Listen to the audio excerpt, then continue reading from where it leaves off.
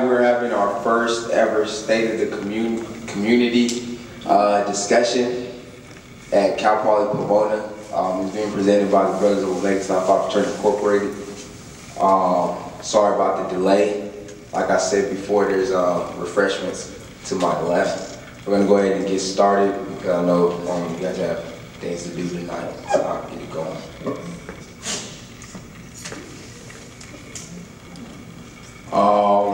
To start it off, the purpose of this event, I feel kind of claustrophobic right here, so I'm going to go ahead and use that mic.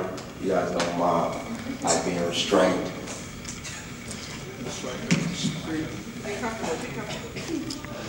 Alright, can everybody hear me? Alright, so like I said, the purpose of this event, I'm trying to have one every quarter, this panel discussion. So it's to increase the awareness of the ills in the Black community while discussing and deriving positive and essential solutions that will help us move forward and grow as people. Basically, I believe that there's a lot of things going on in the Black community I feel like we need to address. So I decided to have these discussions, and I'm going to have like a panel every quarter. I'm going to be switching it up for the panelists. If you're interested in being on the panel, please contact me. Or if you have different suggestions as far as topics you feel like we should discuss, contact me as well. I try to think of like a little slogan type thing that we can shrink that into. So that's what I came up with. DLG, discuss, learn, and grow. So in case anybody asks you what you're doing at the State of the Community, tell them DLG so you can sound cool. There we go. Alright, so the reason or how I came up with this event, there's this professor here at Cal Poly Pomona named Dr. Redford Reese, and he's like a guy like I really look up to and admire. So I started talking to him and trying to pick his brain, you know, and trying to see how I could become a better person and get better at everything I'm trying to do. So he told me to read his book, The American Paradox of a Young Black Man. It's right there. And he told me to read it this summer. So as I was reading it, I was seeing a lot of things. I was like, man, like, this is crazy. Like, we need to talk about these kind of things because there's a lot of things that we do subconsciously that we don't even know, like, why we're doing it. You know what I mean? And it's like, I felt like we need to discuss it and, like, probably to go away or probably start taking actions to make these things go away. Some things people just don't even know about. Like, I learned so much from reading that book. So I felt like we should start having these discussions or whatever. And then the pictures right there is lifting as we climb. So basically we can like teach each other, like it says each one teach one. So basically we can try and learn from each other by having these dialogues and increasing our intellect. So that's kind of the reason why I wanted to have this. Alright, so the rules, basically, the way I wanted to, I had like a vision in the summertime how I wanted it to look. And I thought of, I don't know if you guys have seen this, it's called like Hip Hop vs. America. It's on BET. You guys remember that? Anybody? Yes. In the crowd? Okay. Yeah, so it's like, it was ran by Cousin Jeff. So I picture myself and Cousin Jeff, black tie. And he was always holding the mic and walking around. And like he had his audience and then he had like his panel, you know, that he would switch up all the time. So that's where I kind of got the idea and the vision from. So I wanted to kind of emulate that here at Cal Poly. So I need you guys to be involved and active because like they're gonna feed off of your energy, the panelists. And the way it's gonna go, we're gonna have maximum of 3 responses per question. It's a lot of questions, a lot of stuff we're gonna discuss tonight. So we can only have like 3 people. So maybe I might have like 2 panelists and then like 1 audience member. If you really feel like you want to talk about, like raise your hand. And then I might just have 3 panelists. I might just have like 3 audience members. I'll switch it up. But if you get like maximum of 3. And then if you keep your response to 1 minute and 30 seconds or under, Medina, you raise your hand. She's gonna be our timekeeper for tonight, so she and her worked out the symbols or whatever, so I'll know when. Don't get mad if I cut you off, it's just 'cause I'm trying to get through everything. All right, you guys ready to go? All right, here we go. Let's go. Welcome to our first, can we get a round of applause? You guys have to pretend like this is a real talk show. I got my cameraman, King Cost Reduction. I don't have that thing that says clap and stuff, but we'll pretend.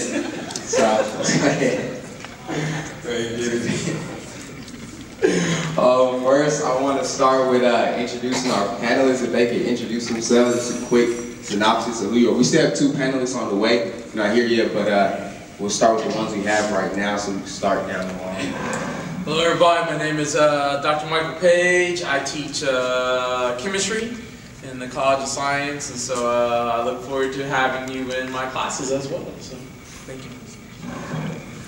Hi, I'm Lauren Stevens. I'm an accounting major, and I'm a junior. Hi, my name is Celia White. I'm a freshman, and I'm a communication major. My name is Tarek Ross. I'm communications public relations major with a minor in entrepreneurship and small business management. I'm a third year, if I didn't say that. Hello everyone, I'm Shelley Bruce. I'm a recent graduate, yes, of Cal Poly Pomona. I was a GEMS major, Gender, Ethnic, and Multicultural Studies, and also a Fine Art major. And I guess, I'm sure later in the evening I'll tell you more about what I do now. My name is Kenneth Burrell, commonly referred to as Kenny. I'm graduating this year. It's my final year here at Cal Poly Pomona. My major is computer information systems, and I'm involved with a plethora of activities and organizations on campus. All right, can you guys give it up for our panelists? All right, the first section we're getting into is the You Are a Star section. Basically, You Are a Star is going to be a little synopsis of different African Americans that have done great things in their lives. Because I don't want you guys to think like this like a bashing session or anything like that. Like we're only going to talk about like bad things and oh you're bad. I want to show you that there are positive role models out there and positive influences. I'm just trying to get back to that. That's all I'm trying to do or whatever by having these discussions. So the first person we have is Ronald E. McNair. So I put Blossom because like I said, you are a star. Blossom came onto the scene, came to Earth on October 21st, 1950. Degenerated. Anyone know what degenerated means? It's like what a star does when it passes to the other side. It's no longer with us. But yeah, so degenerated. He degenerated January 28th. That's when his star went out in 1986. He's from Lake City, South Carolina. So some of his star qualities are listed above. 1971, he has a Bachelor of Science degree in physics from North Carolina A&T. 1976, got his Doctor of Philosophy degree in physics from Massachusetts. From MIT, sorry. 1978, he presented with an honorary doctorate of law from North Carolina A&T. 1980, honorary doctorate of science. 1984, honorary doctorate of science from University of South Carolina. He got so many doctorate degrees, it's crazy. 1986, he was assigned as a mission specialist on the Space Shuttle Challenger. It's a pretty famous NASA space shuttle, but that's where he died. It exploded after his launch in Kennedy Space Center. Since his death, he's had like many schools and monuments named after him, and he's one thing he's famous for is in 1989 they started the McNair Scholars Program. Shelley Bruce was actually a part of the program. It's a program they have on like many institutions trying to get minorities into research. Yeah, doctorate programs like research programs and stuff like that. Next we have Oprah Winfrey. Most of you guys know her. She blossomed January 29, 1954 from Mississippi. Some of her star qualities, she went to Tennessee State University where she began working in radio and television broadcasting. She hosted People Are Talking for 8 years. She was in The Color Purple in 1985. She launched her Oprah Winfrey Show. And in his first year, it was on 120 channels and it grossed $125 million. By the first year. 1994, Bill Clinton, while he was president, he signed a bill into law that she proposed to Congress, creating a nationwide database of convicted child abusers because she was sexually assaulted when she was younger. So something that was really important to her. According to Forbes magazine, she was once the richest African American in the 20th century and the world's only black billionaire for 3 years. Life magazine says she's the most influential woman in her generation. In 2007, she opened a school in South Africa called the Oprah Winfrey Leadership Academy for Girls. She invested like $40 million into it. So, and the list goes on, but it was just, I ran out of space. Next up, we have Charles Drew. He blossomed onto the scene June 3rd, 1904. His star went out April 1st, 1950. Some of his star qualities, he became an Alpha Omega Alpha Scholar and won the J. Francis William Fellowship, which is only given to the top 5 students of the graduating class. 1933, he got his MD degree at Howard University. 1938, he was awarded a 2-year Rockefeller Fellowship in surgery, earning his doctorate of science in surgery at Columbia University. In 1942, he resigned from being the director of the first American Red Cross blood bank, and he was working in England. He was the only person that was selected, and it was a black man that was working with the blood transfusion over in England. But the reason why he resigned is because they wouldn't, even though he was a black man working with these soldiers, they wouldn't allow they wouldn't store the black people's blood with white people's blood. So he resigned from his position there. In 1944, the NAACP awarded him with the Spingarn Medal, which is an award that NAACP gives to prominent African Americans of that year. He also got an honorary doctorate degree from Virginia State. And one thing about Charles Drew that a lot of people don't know is that he did all these great things and breakthroughs for blood transfusion, but the way he died, he was in a motorcycle accident, and he needed that blood plasma transfusion thing done. But the thing is that the white doctor wouldn't work on him. So we're gonna go ahead and get started with the discussion. So on to the next section, discussion of state. So we're gonna have our panelists answer some of these questions, and then you guys can raise your hand if you want to interject, and then we'll go from there. All right, across the entire spectrum, that means like health, wealth, love, and education, what do you believe the status of our community is? And do you think there's anything wrong, or is everything just fine and progressing as usual? You guys just raise your hand and I'll call on. All right, Shelly, Bruce. Okay, this is what we're here for. I've been thinking about this question a lot, and I have a lot of discussions with people about it, but I think, well, it's not perfect. There are problems in our community, of course, but I think there's a great disparity in our community. I think one of the biggest issues we have in the Black community is a class issue. I think there's a really big disconnect between upper middle class African Americans and lower class African Americans, and I feel like, why in 2011 do we still have the highest unemployment rates, the highest, incarceration rates, the highest rates of dropouts from school? I think at the same time, we see people in our community progressing, of course, like Oprah Winfrey. She's a billionaire, and there's, I think there's a lot of progression, maybe the first African American president. But why do we still have these negative statistics? And I think it's hard because when you have this class disparity, we're in our own bubble. You know what it's like to be on a college campus. You're dealing with your things and you're learning and everything. But how often do we go out into the community? How aware are we of what's going on outside and what that is like every day?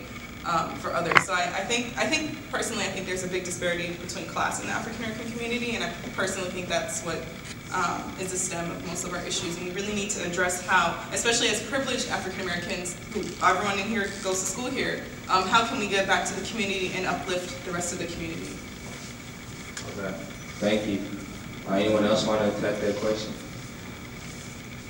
On the panel? Paige? One issue I have whenever this question is asked, sometimes it's asked a different way, and who are some of our Black leaders we're going to look up to, things of that nature.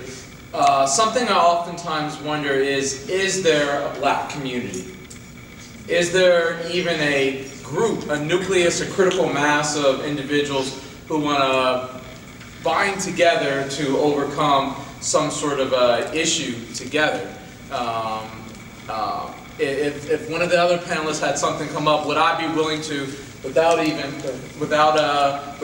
knowing what their situation is, step in and be able to help them in whatever position I could here at Cal Poly or on the street somewhere else if somebody else needed help? So that's oftentimes an issue that I see. I think there is a Black community. but we need to identify what it is, as Shelley was saying, in that if there are different levels of these things, we need to identify how it is each of the different levels combine together, find something unifying, and move forward in that point. Okay. I'll move on to the next question. What moves you or forces you to take action in your life? Is it when something happens to your family, money, cars, etc.? Like, what makes you want to move or do, like, take action? What causes me to want to act on what's going on is pretty much through experience, through any type of struggles or challenges that I feel like I faced, that I've seen others overcome. So at that point, it's something that I would want to inquire on further for my own personal gain, so that I can advance myself. And then when I see other people who are possibly doing the same thing, it moves me even more to make it a bigger movement rather than just keeping it for myself, but rather something I want to share. So pretty much when I see that there's opportunities that people miss simply because they didn't know. So in that sense, I just really want to share the information that I feel like everybody should be sharing, being that we're a community and should uplift one another. Anybody else want to tackle that one? To piggyback off of what Tarek said, I think that like anytime you see you have an opportunity in which like you can be an inspiration to someone else, that should push you to move. Like you have to think about like every decision that you make, it's going to be looked at from the outside looking in, and that's sometimes like the catalyst for other people to move. Other people are not going to want to move unless they see that it's possible, you know. So it's good to look at everything you're doing as a teaching lesson for someone else. So I think that can really inspire people. Anybody else want to tackle that? All right, we'll move on to the next question. When injustice takes place that does not directly affect you, what do you do? How do you usually react to it? I think when injustice happens to any black person, it's injustice to the whole entire community. That's something that we really need to look at, that anytime a black person is in any type of situation, that could be us, easily. So what I usually do is try to make people aware of these, because a lot of the times, like, some of this stuff don't get out to the community, people don't know about it. So one thing is definitely like to spread the word, and also be political, like know that the black body is a political body. Like there's so much oppression that is put on the black body that you have no choice but to be political. You can try to escape from it, but you're definitely a political body, and your expression, whatever you do, is going to be political. So you should definitely read up on stuff and try to advocate for it. Tarek? I agree with what he said, and I also feel like it's at those times where when we see there's some type of injustice, maybe we speak up, but it's not something that we can necessarily change right there in the moment, but yet it's something that we should hold on to and really, truly protest or fight for, rather than kind of saying that's an injustice, talk about it, discuss it, say how much of a problem it is, talk about what we would do, and not follow up with it. I feel like it's something that we should definitely hold on to and carry out to its fullest. To close on that, I'd say I agree with my two fellow panelists, but I would take it as far to say that an injustice against anyone directly affects everyone. Because if at the very least, at the base level, it sets a precedence for something wrong or someone committing something wrong against a group of people. Despite what that group is, we're all people. So it sets a precedence, and by that fact, it affects us all. Why is underachievement in school the standard in the black community? We've been labeled as not intelligent, and we've been labeled as not a progressive people, and we've just all these negative portrayals is just, and we feed into that. It's not us saying it, it's, you have to think about it, it's just this Western conception, because if you can tell me that blacks haven't achieved anything, or Africans haven't contributed to anything in this world, I don't know what planet you're from. Because you should always know that we contributed to medicine, science, mathematics, we've done everything. But the fact that that's not being taught in our schools, and are we teaching that to our children? So then we're put in this box of rappers, of, prisoners, we're just in this group that are underachievers. So then, in a sense, psychologically, we put ourselves there. We put a limit on how much achievement we will attest to. So I think we need to have what Malcolm X calls a psychic conversion. And the psychic conversion is that we need to teach our history to our own.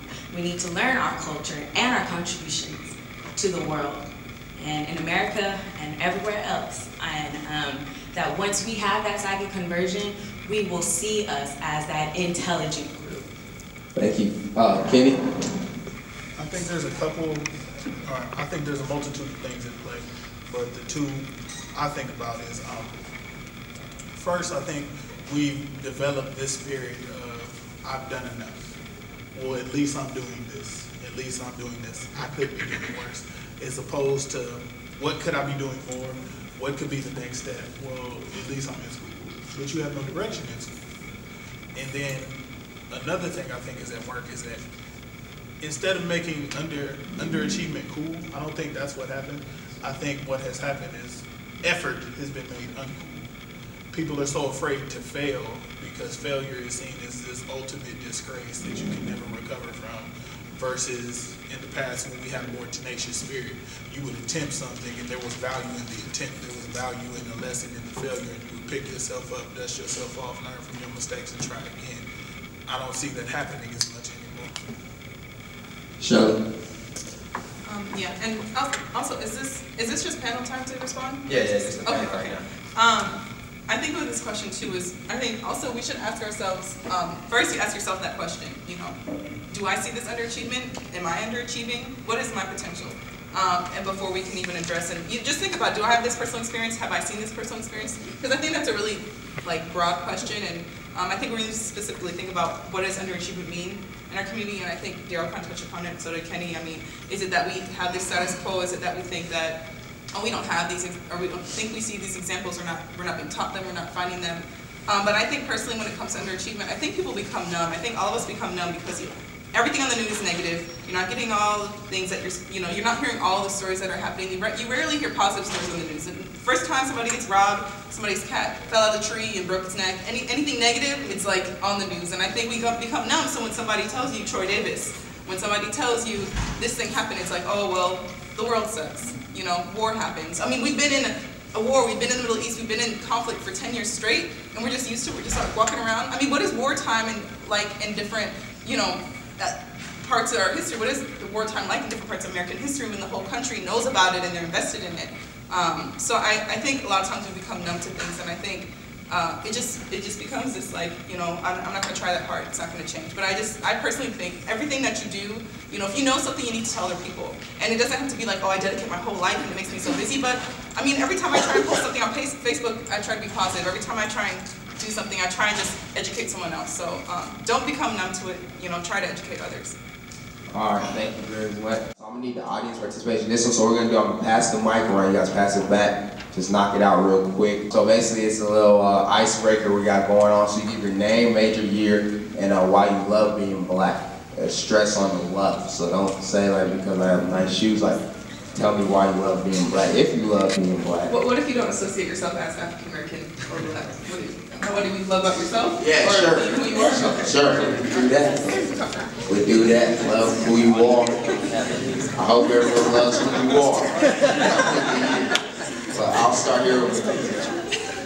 I'll get you stand up too. My name is Medina Murphy Oates. I'm a second year computer engineering major. And I love being black because we're such a diverse race. I love the fact that we come in so many different shapes and sizes, and there isn't just one kind of black person, I guess. And it's fun to try to be all of them at the same time. You guys can clap as the mic passes to the next person. But one thing I would advise is to try and keep it 30 seconds and under. Do not tell your life story. Just keep it real brief. My name is Ngezi Agwenu, and my major is psychology, and this is my first year. And I would say I love being African American because I feel I don't want to say a life story, but like I'll say like a little small story. But well, my grandmother and like all my family's from Nigeria, and I just feel like I just feel like this community itself, like the African community, is just like really strong, and I learned like a lot of like respect, and like I learned like a lot of self-respect as well, and that's just like why I love being Black, African American, because like my grandma always tells me like certain stories and like how to respect myself, and I just feel like okay.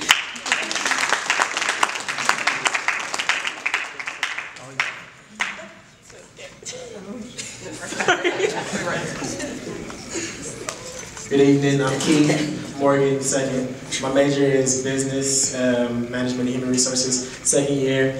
I like being an African American because I feel like my culture is like really cryptic and I want to learn like every aspect of it, and that's it, yeah.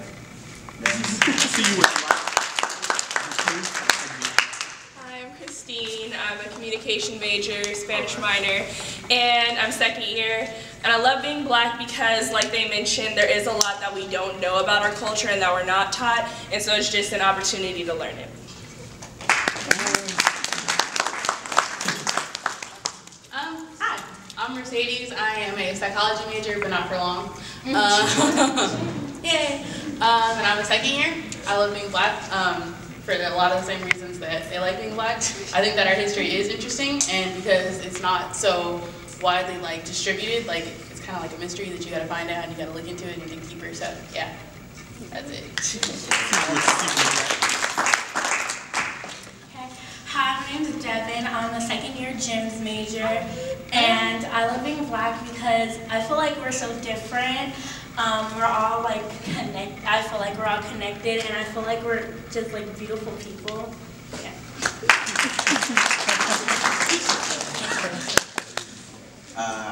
I'm Adam Bentley. My major is undeclared, and I'm a freshman. And what I love about being Black is that I feel like it makes like us stronger as a people, being able to like withstand all of the stereotypes and things that are thrown at us. And also, it makes me like so much more motivated to achieve things, thanks to all those stereotypes that are thrown at us.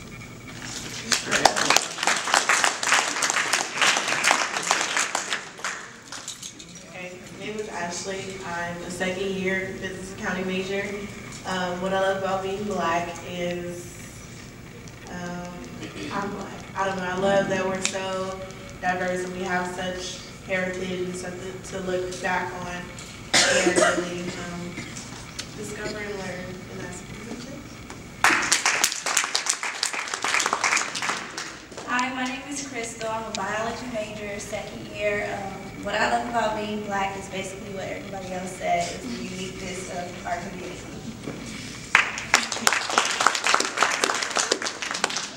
I'm gonna do like 5, 6 more people, because a lot of you gotta love it for the same reason, so I'm gonna volunteer. try to say something different. My name is Reginald Stewart. I am a business marketing major with an emphasis in entertainment. I'm in my senior year, and I love being Black because everybody has a story, but I feel like our story is the most unique. We've broken free of our shackles, defied the odds, and overcame adversity. So, it's amazing. Try and say something different. Alright, so my name is Nicholas. I'm an international business major, 3rd year. I love being Black mostly because of food. Everything else already said, so gotta be honest, food is pretty good, right?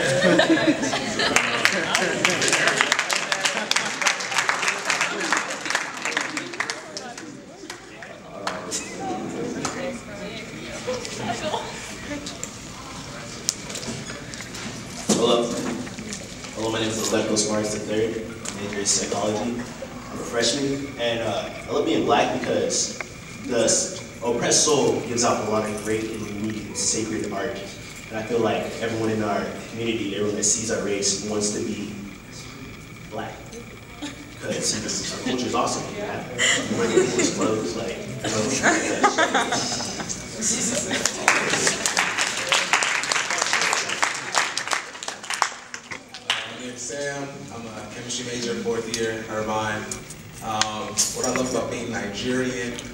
America is that my culture is more appreciated because, you know, as black people, we have a culture, but sometimes, like what I've seen, it kind of gets mimicked and copied a lot.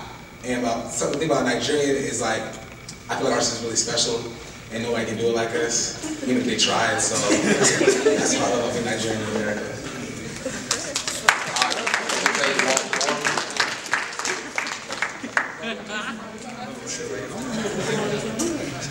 Hi, my name is Richard Lusaka. What I love about being Kenyan is President Obama for one. My major is biology. I'm a last year. What I love about being black is that we've maintained our humanity, our beauty, and our passion despite a lot of trials we've endured. Thank you very much.